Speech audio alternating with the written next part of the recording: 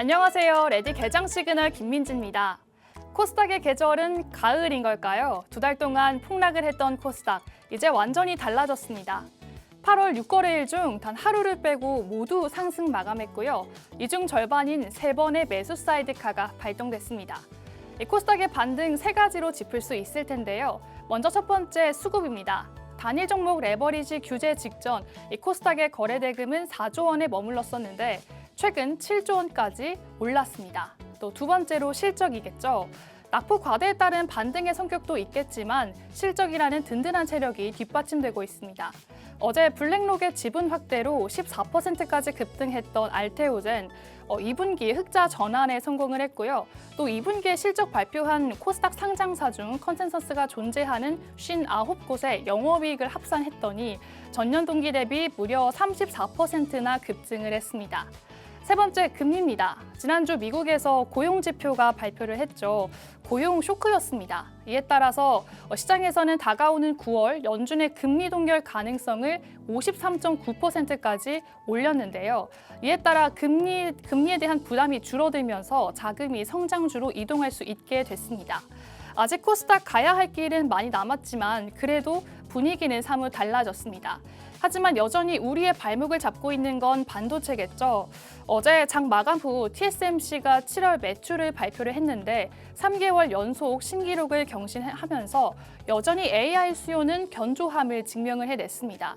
그리고 오늘부터 반도체 특별법이 본격 시행되면서 본격적으로 정부가 반도체를 정부 전략 사업으로 보고 본격적인 지원을 하겠다고 밝혔는데요. 이렇게 긍정적인 소식들은 존재하지만 간밤 미국 증시에서는 반도체 약세가 두드러졌습니다. 미국과 이란의 협상이 교착되면서 국제유가 다시 80달러 선 위에 올라섰고요. 자금은 반도체를 포함한 성장주 대신에 에너지로 수급이 이동됐습니다. 필라델피아 반도체 지수 3% 가까이 하락 마감했는데요. 오늘 이런 엇갈린 시선들이 오늘 우리 증시에서 어떻게 반영될지 지켜보셔야 할 것 같습니다. 이렇게 자금이 순환매가 돌고 있는 지금 시장에서는 자금이 어디로 흘러가는지 명확하게 알아야겠죠. 오늘도 30년 내공의 세력 차트 전문가 김도준 전문가님과 함께 어떤 종목의 세력이 들어가고 있는지 함께 찾아보도록 하겠습니다. 그럼 본격적인 시작에 앞서 간밤 미국 증시 상황과 오늘 개장 전 체크 포인트 만나보시죠. 안녕하세요. 레디 개장 시그널 캐스터 김민지입니다. 간밤 뉴욕 증시는 지수만 보면 제자리였지만 그 속을 들여다보면 온도차가 꽤 컸던 하루였습니다. 반도체가 무너진 자리를 원유와 금이 메웠는데요. 국제유가는 5% 넘게 급등했습니다. 그럼 자세한 지수 상황부터 만나보시죠.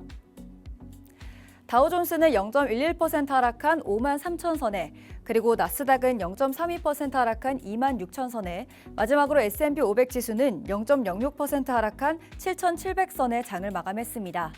세 지수 모두 낙폭이 그렇게 크진 않았습니다. 하지만 필라델피아 반도체 지수는 2.94% 급락하며 이날 시장의 실제 온도를 보여줬습니다. 장을 흔든 원인은 바로 둘이었습니다. 먼저 반도체인데요. 인텔이 이날 급증하는 반도체 수요에 맞춰서 150억 달러를 유상증자하겠다고 발표했는데요. 반도체주 전반에 악재로 작용했습니다. 당장 대규모 유상증자로 주식 가치가 희석될 수 있다는 걱정이 커진 겁니다. 또 하나는 바로 중동입니다. 트럼프 대통령이 공언했던 호르무즈 해협 개방과 또 미국과 이란 간의 협상 기대감이 비관론으로 바뀌면서 조정 압력을 받은 건데요. 시장은 현지 시간 수요일에 나오는 7월 소비자 물가 지수를 기다리고 있습니다. 다음으로 국제유가 흐름도 체크해 보시죠. 이날 가장 크게 움직인 건 바로 원유였습니다. 텍사스유는 5.12% 상승한 82달러 선에, 그리고 브렌트유는 5.19% 상승한 84달러 선에 장을 마감했는데요. 이란이 오만과의 호르무즈 해협 통항 협의가 막바지에 있다고 밝혔지만 미국이 조건을 받아들이기 전에는 해협을 열지 않겠다는 뜻을 다시 확인했습니다. 여기에 트럼프 대통령이 이란을 향해서 과거 저지른 테러 행위에 대해서 배상하라고 요구를 했는데요. 이란이 전쟁 피해 배상을 요구하자 똑같은 대응으로 맞선 겁니다. 이어서 시총 상위 종목도 함께 살펴보시죠. 상위 10곳 가운데 7곳이 올랐습니다. 먼저 엔비디아입니다. 반도체 지수가 3% 가까이 밀리는 동안 그 한복판에 있었는데요. 여기에 아폴로 글로벌, 블랙스톤과 함께 5천억 달러 규모의 AI 인프라 자금 조달을 준비하고 있다는 보도가 나왔습니다. 투자 규모가 커질수록 부담도 함께 커진다는 시선이 붙었는데요. 2.86% 하락하면서 낙폭이 가장 컸습니다. 애플도 함께 밀렸습니다. 빅테크 중에서는 마이크로소프트와 아마존은 1% 넘게 올랐으나 애플은 1.53% 하락했습니다. 반면 알파벳은 방향이 달랐습니다.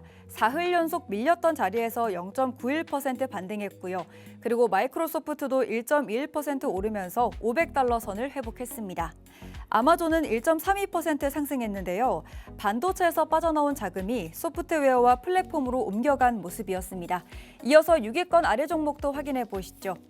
브로드컴은 반도체 약세를 피하지 못했습니다. 1.25% 내렸고요. 스페이스X는 이 구간에서 가장 강한 흐름을 보여줬습니다. 연일 강한 모습을 계속 보여주고 있는데요. 텍사스주가 테라팹 반도체 단지를 승인했습니다. 1단계 투자만 168억 달러 규모인데요. 여기에 테슬라와 스페이스X의 결합 가능성이 나오는 점도 힘을 보탰습니다. 4.23% 올랐습니다.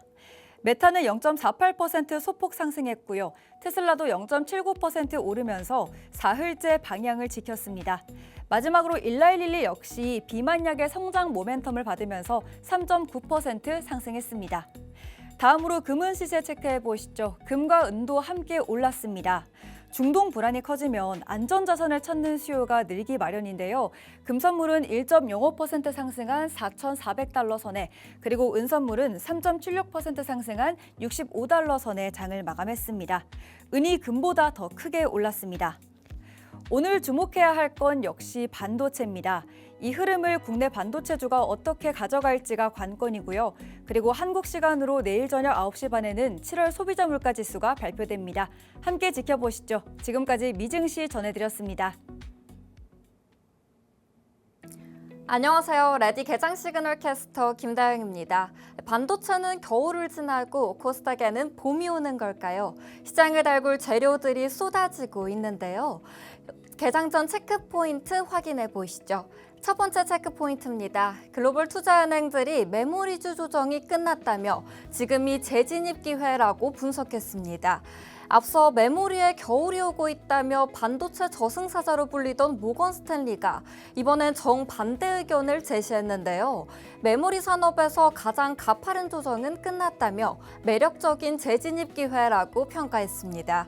최근 조정도 업황 사이클에서 나타나는 작은 굴곡이라고 설명했고요. JP모건 역시 주가 조정은 끝났지만 메모리 공급 부족은 여전히 진행 중이라며 비중 확대 의견을 유지했는데요. 다만 업황 우려가 완전히 해소된 건 아닙니다. 4분기부터 메모리 가격 상승폭이 둔화되고 재고와 공급이 늘면서 실적 개선 여지는 크지 않다고 분석했는데요.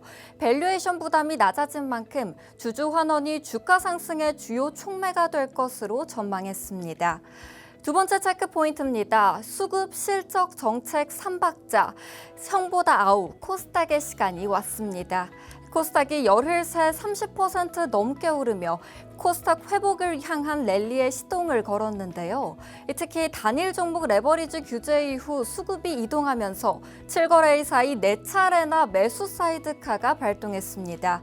시행 첫날 코스닥은 11% 넘게 폭등했고 어제도 7% 가까이 급등했는데요. 거래 대금 역시 4조 원대에서 7조 원대로 크게 늘었습니다. 여기에 실적도 힘을 보탰습니다. 2분기 실적을 발표한 코스닥 상장사 가운데 59개 기업의 합산 영업이익이 전년 대비 34% 급증했는데요. 어제 14% 넘게 오른 알테오전도 2분기 흑자 전환에 성공했고요. 에코프로 역시 2배 넘는 영업이익을 기록했습니다. 한편 정책 기대감도 커지고 있는데요. 하반기부터 국민성장펀드와 코스닥 승강제 도입이 본격화될 예정이고요. 동전주에 대한 관리 종목 지정도 오는 13일부터 시행됩니다.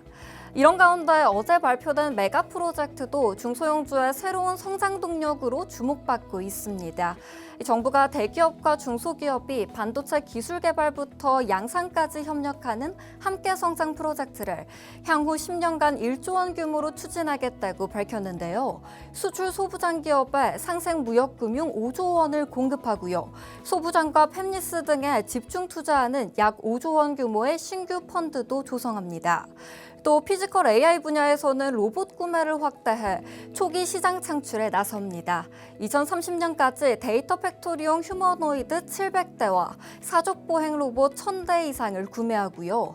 공동 연구개발과 피지컬 AI 얼라이언스를 통해 관련 생태계도 키울 예정인데요. 해당 프로젝트를 통해 반도체 소부장과 팹리스, 피지컬 AI 및 로봇주 수혜 기대가 커지고 있습니다. 네, 지금까지 체크 포인트 살펴봤는데요. 반도체부터 중소형주까지 다양한 호재가 나오고 있습니다. 양시장 오늘도 상승 흐름을 이어갈지 함께 주목해 보시죠. 지금까지 캐스터 김다영이었습니다.